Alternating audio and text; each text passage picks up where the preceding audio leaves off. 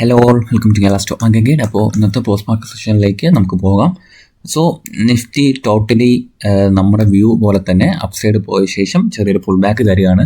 അപ്പം നമ്മൾ നോക്കുകയാണെങ്കിൽ തന്നെ ഡേ ചാർട്ട് നോക്കാം. ഡേ ചാർട്ട് നോക്കിയതിന് ശേഷം നമുക്കിപ്പോൾ ജസ്റ്റ് ഒന്ന് 50 മിനിറ്റ്സിലേക്ക് ഞാൻ വരികയാണ്.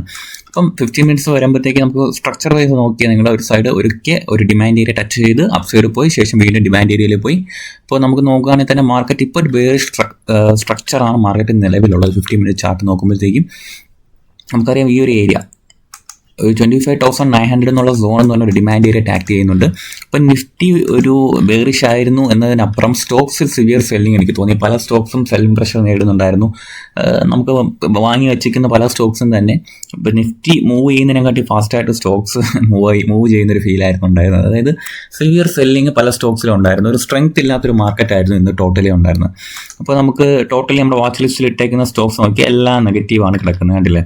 അപ്പോൾ അത്രയും സിവിയർലി മാർക്കറ്റിലെ എല്ലാ സ്റ്റോക്സും സെല്ലിങ് ആയിട്ട് ഇതെല്ലാം കഴിഞ്ഞ ദിവസങ്ങളിൽ നല്ല മൂവ്മെന്റ് വന്നിരുന്ന സ്റ്റോക്കുകളാണ് മിക്കത്. സോ പറയുന്ന ആ സ്റ്റോക്കുകളെല്ലാം സെല്ലിംഗ് പ്രഷർ നേരിട്ടു. വളരെ ചുരുക്കം ചില സ്റ്റോക്സ് മാത്രമാണ് ഇന്ന് കുറച്ച് നല്ല സ്ട്രെങ്ത് ആയിട്ട് ഉണ്ടായിരുന്നത്. ബാങ്ക് നിഫ്റ്റിയിൽ നമുക്കൊന്ന് പോയി നോക്കാം. ഇപ്പം ബാങ്ക് നിഫ്റ്റി എടുക്കാൻ നോക്കിയാലും കണ്ടില്ലേ, ബാങ്ക് നിഫ്റ്റി അതിൻ്റെ ഈ ഒരു സോണ് കുറച്ച് സപ്പോർട്ട് ഏരിയ ആയിരുന്നു. നമ്മൾ പറഞ്ഞിരുന്നു 59,100 എന്ന് പറഞ്ഞ ഒരു സപ്പോർട്ട് ഏരിയ, എന്നാൽ അത് ബ്രേക്ക് ചെയ്ത് തിരിച്ച് ആ സോൺ റീടെസ്റ്റ് ചെയ്താണ് മാർക്കറ്റ് ഡൗൺ സൈഡ് പോയിരിക്കുന്നത്. നിങ്ങളിവിടെ നോക്കുകയാണെങ്കിൽ അറിയാം. സോ ബാങ്കിങ് സ്റ്റോക്സുകളിൽ അതിൻ്റെ ഒരു പ്രസൻസ്, സെല്ലിംഗ് പ്രസൻസ് ഉണ്ടായിരുന്നു. ഇനി അടുത്തൊരു ഡിമാൻഡ് ഏരിയ എന്ന് പറയുന്നത് മാർക്കറ്റിൽ 2 സോൺസ് നമുക്ക് മാർക്ക് ചെയ്തിടാം. ബാങ്ക് നിഫ്റ്റിയിൽ ഈ 58,700 എന്നുള്ള ഈ ഏരിയയിലേക്ക് മാർക്കറ്റ് എത്താം, അല്ലെങ്കിൽ കുറച്ചും കൂടെ ഡെപ്തോടെ വന്ന് 58,540 എന്നുള്ള സോണിലേക്കും റീടെസ്റ്റിന് വേണ്ടി വരാനായിട്ടുള്ള പോസിബിലിറ്റി ഉണ്ട്.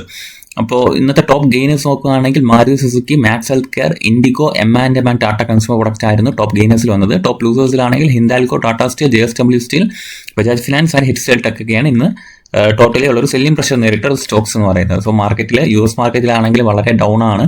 അപ്പോൾ ഈ ഒരു സെല്ലിംഗ് പ്രഷർ കണ്ടിന്യൂ ചെയ്യാനുള്ളൊരു പോസിബിലിറ്റി ഉണ്ട്.